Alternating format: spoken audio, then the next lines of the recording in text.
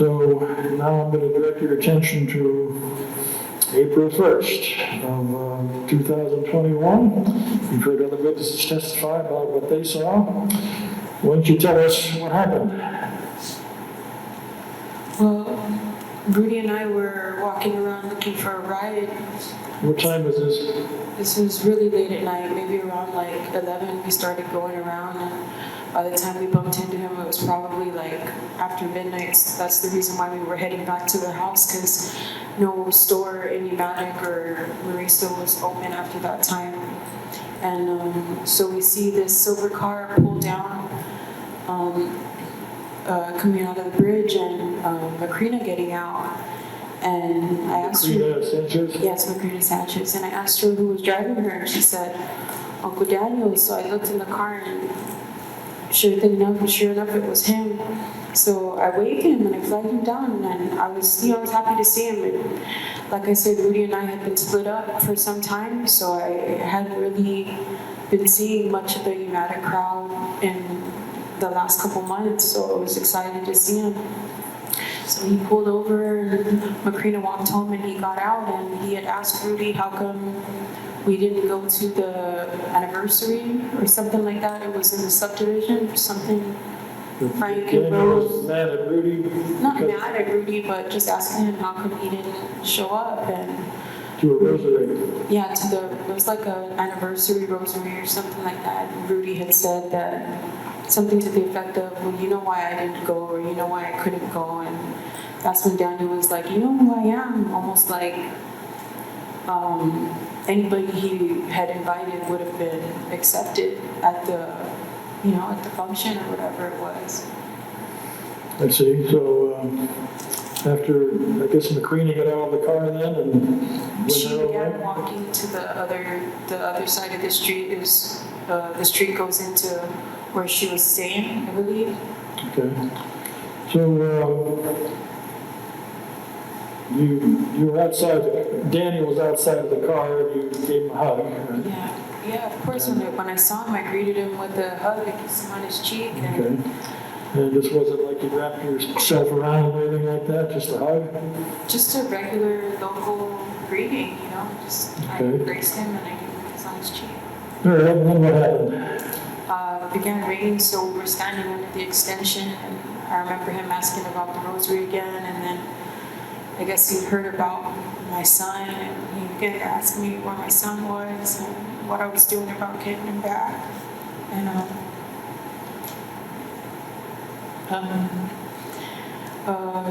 Rudy was telling him we were trying to get a ride to go buy some rounds, but the time was already, late. So he was asking Daniel if he knew where we can buy some rounds off with somebody, and he said he knew he was just drinking somewhere, and he was going to bring us there and pick up what was left, I guess, of what they were drinking. The rounds of He had a little cooler that had some beer in it, but he was going to take us somewhere to, I guess, fill it up again. I don't know. So, did you and Rudy get in the car? Or? Yeah, we all got in the car. I sat in the back, Rudy sat in front, and Daniel drove. We went up to Mariso. It was by the Mariso church, it's at the bottom of the hill, going to where the school is. He kind of just got out and walked into these bushes and came out with his cooler full. I don't know whose house it was, or Cooler was full of beer. yeah, it's a little cooler that he was able to put some more bottles and cans in. Did Mr. Sanchez appear to be under the influence from drinking? He was tipsy, but not in a bad way or anything. Okay, so after he filled the cooler, what happened next? Well, Rudy was asking him, so what are you doing down here? Whose car is this? And they were speaking in Chamorro, and I'm not Chamorro, so my Chamorro's, pretty pathetic. And I just remember him saying, I think it was his daughter's, the car, and that he was just partying out, literally he said he was looking for someone to hang out with. Okay. And then what? He said he was looking for pussy. hadn't had Looking for a in almost pussy. 2 years. Why did he say why? I guess it's obvious, but why did he say why he was looking? He was just tipsy, being happy, and I figured he was just saying that, you know, he said he hadn't had it in almost 2 years or something like that. I don't know why he said it. I thought that him and Rudy used to, that's just how they joke or something, but I guess he was serious. Okay, so after he announced that, what did you do? Rudy had said something like, well, there's pussy right here, and we were joking around about, you know, getting intimate, all the three of us, and we ended up driving back to Rudy's house to hang out. Okay, and what did you do while you were hanging out? Well, we started to fool around. All three of you? Yeah, all three of us. Okay, and did any of this involve sexual penetration? Not penetration, Okay, oral sex, and feeling. okay. And then what? He wasn't able to perform the way he wanted to, I guess. So we kind of just stopped and laughed it off. And he had asked Rudy and Chamorro if I could lay down with him. He wanted to lay down with someone, like to hold someone. So Rudy stood up and he told me to lay down with him. So I laid down and he held me for a little bit. And Rudy kind of just watched, and we got up and they continued to talk, and like I said, they were speaking in a mix of Chamorro and English.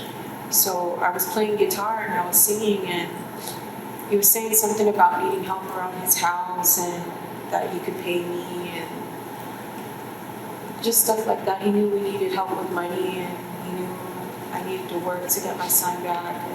And it was just in my opinion, trying to help with that, you know? I'm sorry, did you actually lay in the bed for a while with Mr. Sanchez, with Daniel? Yes, I did. Okay, and then was there any reaction from Rudy? I'm sorry, I'm having a hard time hearing you. Not immediately, no, not immediately. He, like I said, watched us, and then they sat together in the bed. They were talking while I was playing guitar, and I think he was gonna get up to leave. And like I said, I was sitting there playing guitar, and Rudy was standing outside, I remember, at the doorway. And all of a sudden, I just heard this bang, and I saw him kind of collapse inside. And the bang ended up being the door, like he was pushed into the door, and it was open and banged against the wall. And when he got up, I saw like a trickle of blood on his forehead. The trickle of blood on Daniel. Yeah, on his forehead. Okay. Rudy was standing half at the door and half out. He was kind of in this fighting position, like in a fighting stance. So honestly, I just took off. I didn't want anything to do with when Rudy gets like that. It's better to just get out of Dodge. It's better to just get far away. So you what? So I left. I ran out. I ran right past him. It looked like he was going to grab me, but I ran past him and I just took off. Okay, so I was still in. you had something. So you heard a bang. That was the door. Yeah, it was the door. And then you see Daniel come in. He had him bleeding. Trickle of blood on his forehead. Yeah. Okay, and then. What, if anything, did Rudy do? Like I said, he was just standing in a fighting position, and he had this look in his face, and he looked angry, and it was just better to take off than to ask questions or try to help or anything. Okay, so basically you decided you want to get out of there? That it? I'm sorry? You wanted to get out of there? Yeah, I wanted to get out of there. Okay, what were you wearing when you left? Like I said, I was still in the 90s, so it's pretty much like a bra and Okay. panty.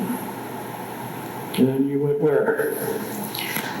I took off toward the bridge, and the only place I could put myself where it looked normal to be, where the way I was dressed, was at the beach. So I kind of sat at the beach and was, hiding just in the dark because of the way I was dressed. Okay, so how long were you there until something else happened? It felt like I was there for maybe like an hour, and I saw Rudy walking down the road, and he didn't look mad anymore. So I kind of just called out to him, and he kept walking. So I asked him, "Are you okay?" And he looked back, and I guess he recognized it was me, and he asked me if I was okay. I wanted to go back to the house because of the way I was dressed, and he said, "No, we can't go back there." Did he say why you couldn't go back there? Not right then and there, but he just said we couldn't go back there. And it's not my place it's not like I have a key or anything to it. It's not like he's always, if he didn't want me there, he would call the cops or tell his family to call the cops and have me removed. So it's not like I could just go back in there if I wanted to. Okay, so after you decided you couldn't go back there, what did you and Rudy do? He ended up flagging someone down and hitching a ride from Pneumatic to Agate. To where? To Agate. Agate, okay. Who with, if you recall? I don't even know who that person was, like who that guy was. There were two guys, and we sat in the back seat who drove us to Agate. And then we were able to walk from where they dropped us off to my friend Victor's house, where I was able to get some clothes. What, I'm sorry? Where I was able to get some clothes. Somewhere where I had been staying on and off as well. Okay. Yeah. And after that, where'd you go? From there, we hitched another ride to Anigua, where his friend Joseph's house was at, and there he was able to grab a shower and change. And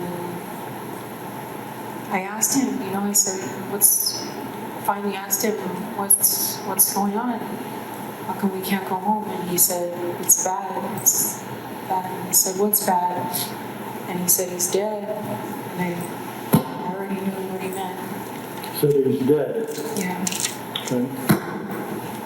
Okay, so all he said is he's dead, and I'm sorry.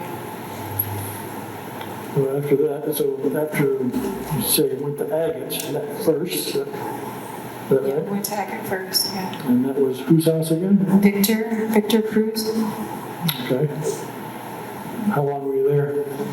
Not long. Vic didn't even really wake up. He went back in his room and slept, and like I said, I grabbed some clothes, some shower, and we changed. Okay, then after that, where'd you go? We went and hitched a ride to Anigua. To where? To Anigua. Okay.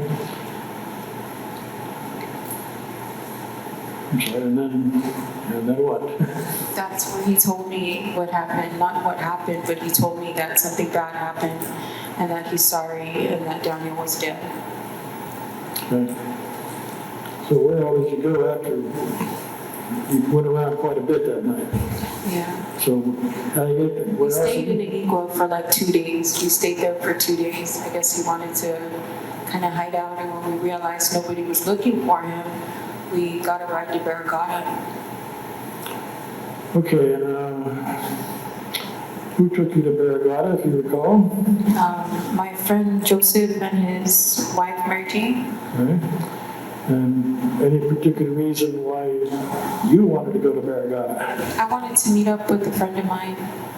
You do? I just wanted to meet up with a friend of mine, Okay. but he wasn't home, so we ended up just walking on the street. Walking the street. Yeah. Then at some point, did you and Rudy at some point separate? Yeah, we separated. He was acting like paranoid and scared, and every time a car came by, he wanted to like go toward the jungle and stuff like that. And he kind of made me feel like he was pushing me out in front of him to every other street we were going to walk out to. He pushed me out in front of him, almost like he was using me to shield him. See? So I just knew he just was gone. It's not a good idea to be around him or near him. my parents lived not too far down the street, and I didn't want him thinking we were gonna go to their place. So what I did was when we came up to this house where there was this dog barking, I actually ran toward the dog because I knew he was afraid of dogs. So I ran toward the dog and to the side of the house, and he stopped there at the road and he was calling for me, and I just stayed where I was until he left. Is that when you kind of split up then? That's when we split up. Okay, then where'd you go? I walked out to the street when a time had gone by and he was gone, and I was flagging down this car that was driving by. Yeah, this is Fred Duncan? It happened to be Fred Duncan. It happened to be somebody that I knew. So he told me to get in, and he asked what happened to me because I was all dirty from, going in and out of the jungle with Rudy. Okay, so have you known Fred before? Yeah, I met him a couple times. Okay, so you're in Fred's car, and where'd you go? We went back to his house. Okay, He said he had just dropped his mom at church, and we went back to his house, and he said if I wanted, I could take a shower and he could give me some clothes. okay, and did Fred at any time leave the house while you were still there? Yeah, actually, he left a couple times. He left me home alone, or at his house alone, and he would come back and forth, and then finally he would bring back his mom, and even at that, he would leave me alone with his mom. Okay, so he went to pick up his mother, is that? Yeah, true. Okay, and you heard her testify, I guess, that he picked her up at the church, I guess. Yeah. Okay. And she So, would actually see me in his bedroom while he was gone. okay, at some point, did you and Rosalia Ada, his mother, talk to each other? Yeah, just when she saw me, she was like, "Who are you?" And I was like, "My name is Joy." She was like, "Where's Fred?" And I said, "I don't know, he went to get something." So she just closed the door and went back to her bedroom. Okay, and that's the only time you talk to her. Yeah, that was the only time I talked. So Fred comes back, I guess? Yeah, he came back, and I'd asked him to borrow his mom's phone. So I used his mom's phone to call my parents to see if I could ask them for some money. So I called my mom and dad, and I asked my dad if he could leave some money outside for me, and he said yes. So I asked Fred to take me to my parents' house. Okay, so, and he did take you to your parents' house? He eventually did, yeah. Okay, so what happened with your parents? With my parents, I went over there, and they were really surprised to see me, and my dad had said that the police were just there, and that somebody was dead, and that they were looking for me. So I just asked my dad no, I asked my mom, I asked her to give them the number I had called from. That's Rosalia Ada's house. That's mom's cell phone number. I had asked them to give and they gave me the phone number for a Detective Garcia. And then, yeah, that's how they ended up calling Fred's mom. Okay, you heard her testify that she got a call later from the police because you gave her number to your parents, and your parents gave it to the police, as far as you know. Yes. Okay. So after you left your parents' house, what then? Oh, we went to McDonald's. Hmm? We went to McDonald's. McDonald's, okay. Okay, you saw the video of your Fred's car at McDonald's. Tell us what happened there. Fred's like partially deaf, it seems, or something, man. So I don't know why he was trying to order at the drive-thru window. Every time I tried to order, he would talk above me and then go, what? Like he couldn't hear the person on the other end. So I got frustrated and told him to just pull out and let's go. Okay, so were you arguing with Fred, or were you arguing with the person who was the person taking the order? Well, at first I was arguing with Fred, just telling him to shut up and let me order, and then the lady thought I was talking to her, so I ended up arguing with her too. Okay. Anyway, I guess you decided you weren't hungry anymore.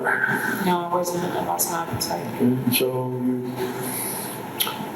So you and Fred backed out of the drive-through? Yeah. And where'd you go then? I asked him to take me to where Johnny stayed. To where? Johnny? I asked him to take me where he stayed, Okay. and that's was the house in Longmont I was at. Okay, so she dropped you off there. Yeah. All right, and then what? Then I walked up to his apartment and nobody was answering the door, so I walked back down to the house that Fred dropped me at, and people were just waking up and I was getting acquainted with them. They knew I was looking for Johnny and were nice enough to let me just kind of sit and wait till he woke up. And the kids woke up, they were eating ice cream. And then GPD pulled up. Okay, so you did have a kind of a meeting with Lourdes and Michelle Cruz, right? Yeah.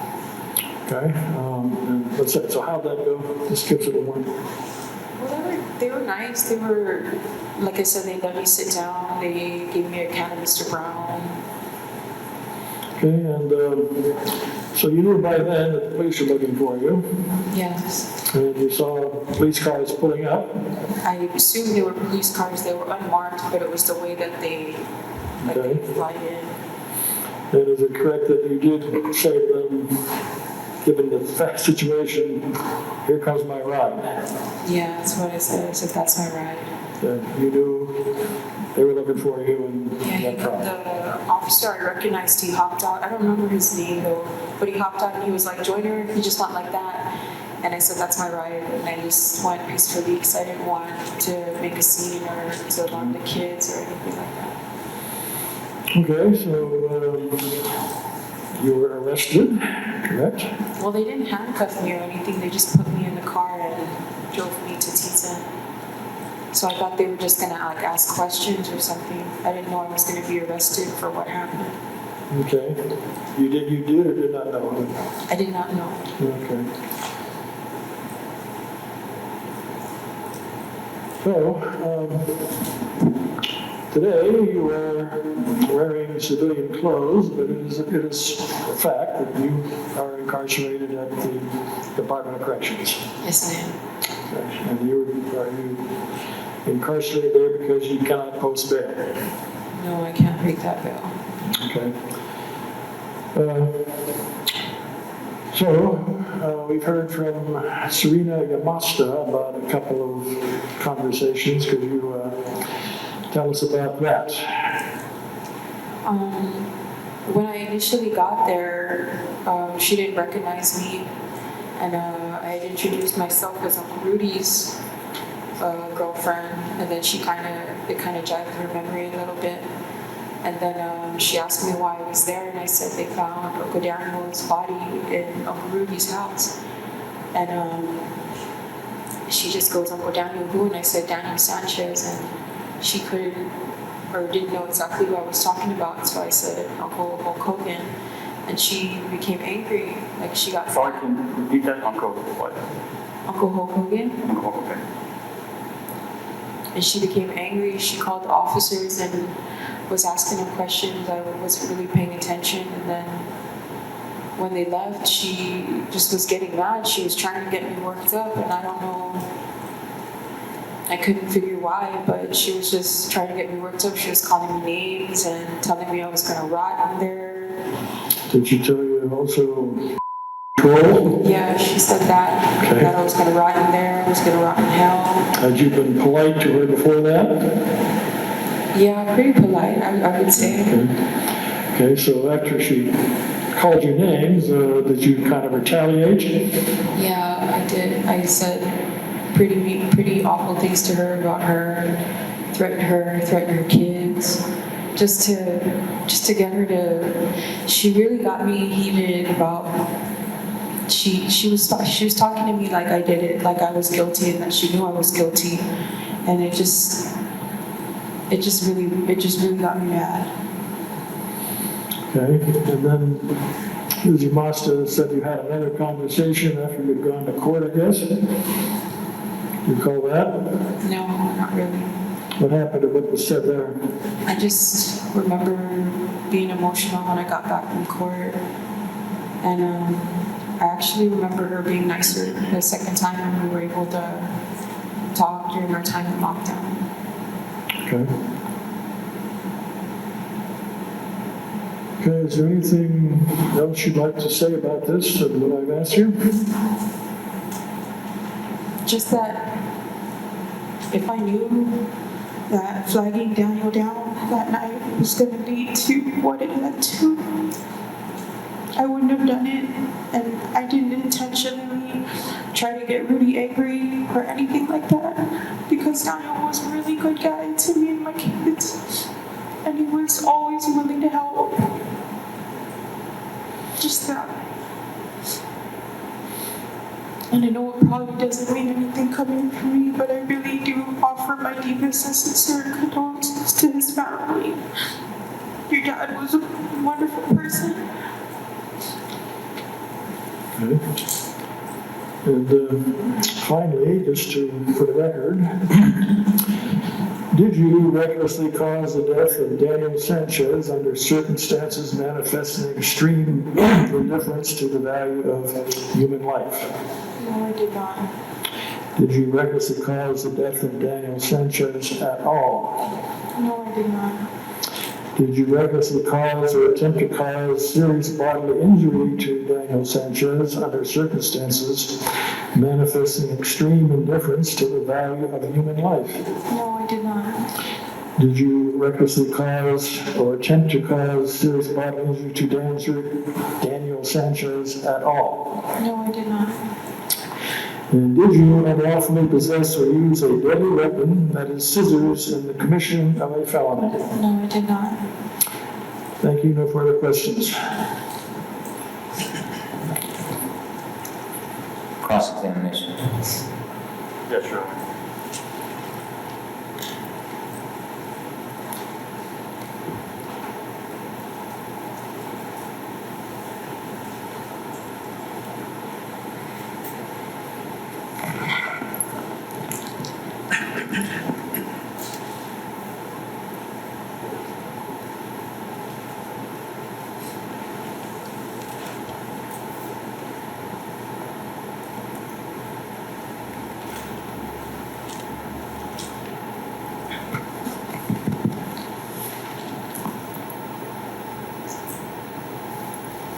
Good afternoon, Ms. Sked.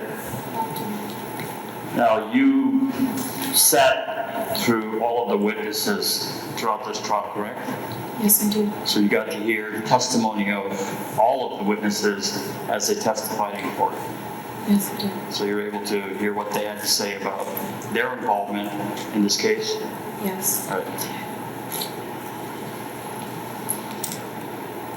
I'll ask you a few questions. So you stated that you lived off and on with Rudy Kanata down at his place in Pneumatic. Yes. Okay, and that's a house that's next to George Huggan? Yes. You know George Huggan? Yes.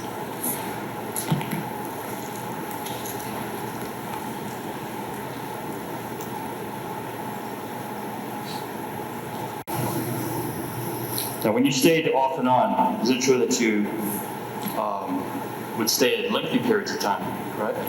I would say like 8 periods of time.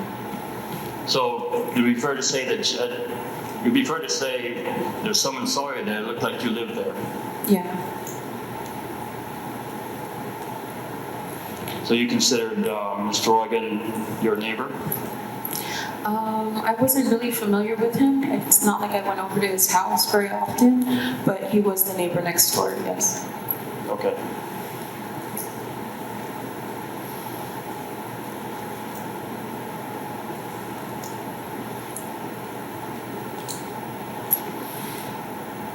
When you stated that, so on April 1st, 2021, okay, you said that you and Rudy walked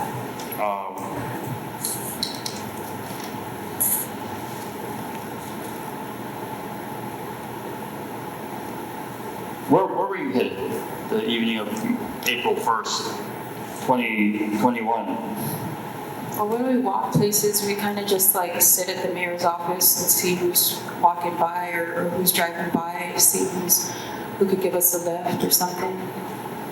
But Rudy's, your house is right up the street? How far is that? From the mayor's office, Yes. like a block. So it's, you don't really, so it's not that far? No. Okay. And you said that you were,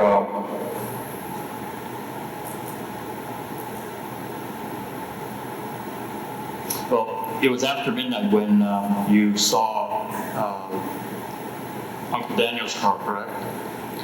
Not his car, just Rapina getting out and saying that it was him driving. Okay, so you saw him driving. Yeah. You recognized him. I recognized that when she pointed him out, and then I looked in the car, and yeah, I recognized him. So you didn't recognize the car. Not right away, no. But you did I've never seen him drive that car before. You ultimately recognized him when he was pointed out. Yeah.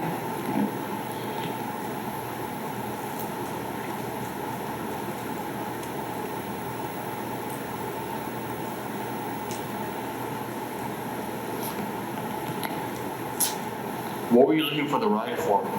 Just to get some beer. We had a couple bucks or like 20 bucks. We wanted to get some beer. We were drinking earlier. It was already after midnight now, right? Yeah, that's why we were walking back to the house because there was no more store open at that time in Mariso or Umatic area. So today you're telling the jury that you ultimately did get beer, but it was through Uncle Daniel Yeah. when you went down to, where was that again? When we were at the mayor's office. No, but where did you get the beer? I don't know where it was. It was a house in Mariso. In Reedsville? Yeah. Okay. But ultimately you headed back to your house, correct? Yes.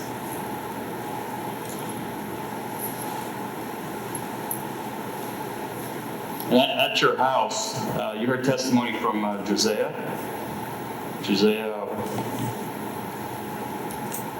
Okay. Right? Okay. And he testified that he saw the three of you under the canopy. Is that right? Mm-hmm. So you had a canopy in front of your house. Mm-hmm. He described a large, fairly large, muscular man. In addition to the two of you. You heard that? Mm-hmm. So that large, muscular man was Daniel. Yes. And we heard you today. You called him Uncle Hulk Hogan. Yes. Why is that? Just the way he was built. He had a handlebar mustache and long ponytail like Hulk Hogan, the wrestler. Okay. And he was statured. He was a pretty big man. Yeah.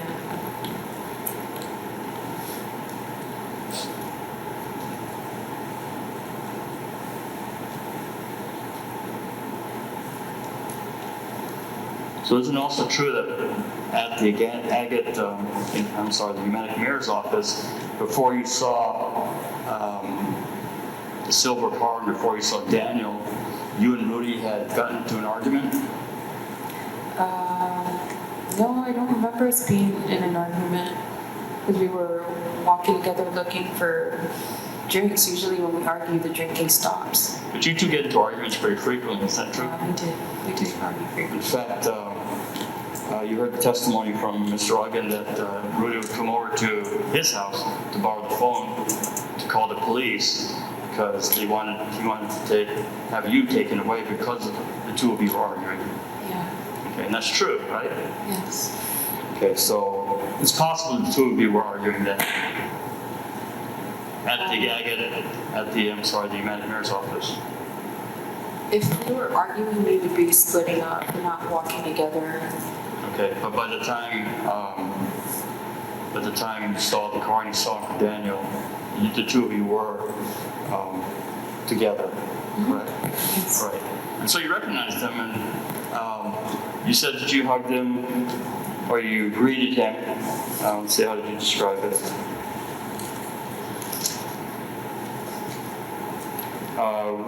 A regular local hug, right? Yeah. But you also kissed him, right? I embraced him, touched his cheek to my cheek, and make the sound. Okay, but is it also true that you jumped on him? No, I didn't jump on him. I'm a big girl. I wouldn't jump on anybody. I don't even jump on Rudy. Okay, but he's a big guy too. Yeah, he's a big guy. So it's fair to say that he could carry you if you jumped on him. I don't know. You don't know? I Okay. try. Okay.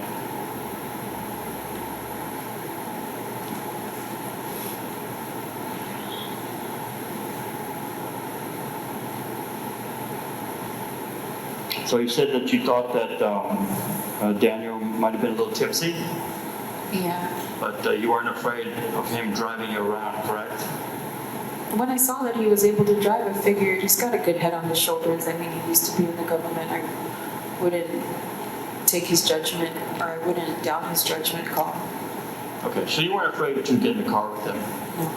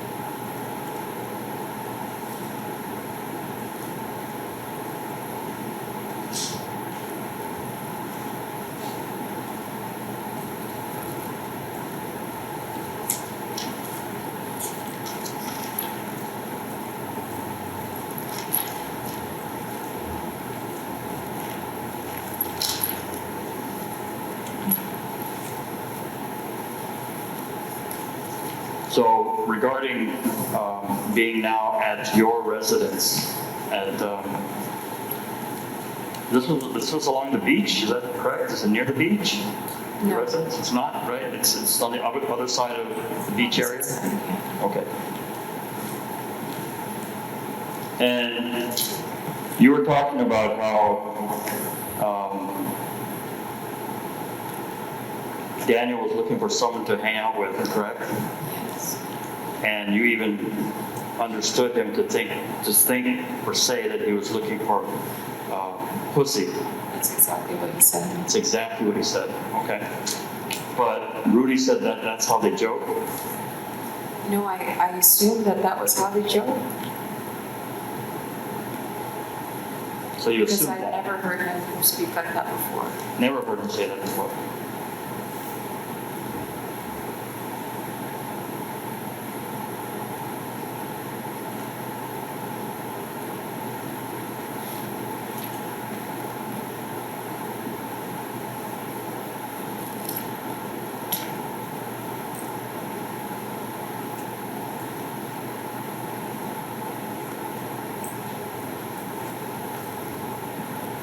And so the three of you, after you're outside, you decided to go inside, is that correct? We were always going to go inside. The outside area is not really somewhere suitable to entertain guests. Okay, but again, you were under the canopy at one point, but did go inside. Yeah, while he was unlocking the door. Okay. And again, how did you get there? Daniel drove. Daniel drove.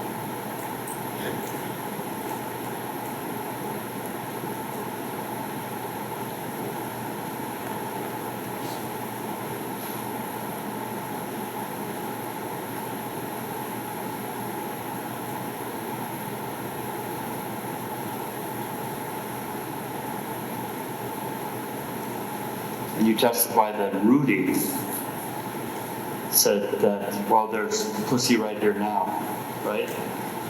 And who do you think he was referring that to? I was the only female in the car, so. Where? I was the only female in the car, so. So you're saying this conversation happened in the car? In the car. Okay, not in the residence? No.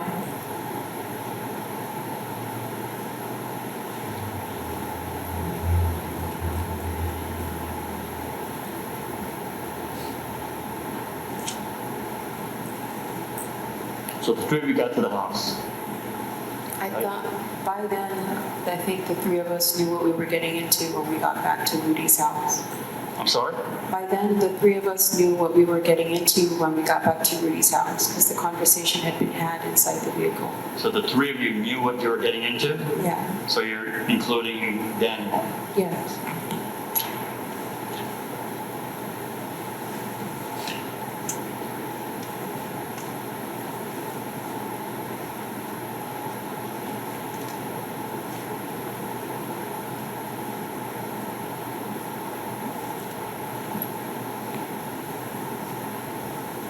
And in testimony today,